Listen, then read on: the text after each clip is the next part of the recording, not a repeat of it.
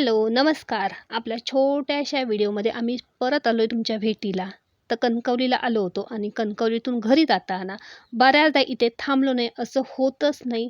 तर आज आम्ही इथे थांबलेलो आहे भेळ खायला. इथली भेळ खूप अशी प्रसिद्ध आहे कणकवली तालुक्यामध्ये आणि यांना कांदा कापण्याचा किती सराव आहे बघा. किती फास्ट कसे कांदा कापतात. तर ही आहे राजाभाऊची भेळ. कणकवली तालुक्यामध्ये खूप अशी प्रसिद्ध आहे आणि इथे भेळ, पाणीपुरी, शेवपुरी, दाबेली सगळंच भेटतं. तर मी घेतली इथे शेवपुरी. तर शर्विलला म्हटलं, "माझी शेवपुरी आलेली, तुझी भेळ येईपर्यंत शेवपुरी खा." तर नको म्हटला, "मी भेळच खाणार आहे." तर शर्विलची सुद्धा भेळ आलेली आहे आणि इथली भेळ चवीला खूप भारी असते. भन्नाट अशी लागते. तुम्ही सुद्धा कणकवलीत जर कधी आलात, तर नक्की ही भेळ एकदा ट्राय करून बघा.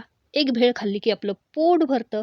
तर चला भेळपुरी शेवपुरी सगळं एन्जॉय करून झालेलं आहे आणि आता घरी निघालोय आणि घरी जाता आकाशात मस्त असा चांदूमामा दिसला आणि असं वाटायला लागलं की आपल्या गाडीबरोबर चांदूमामा सुद्धा आपल्या घरी येतोय की काय.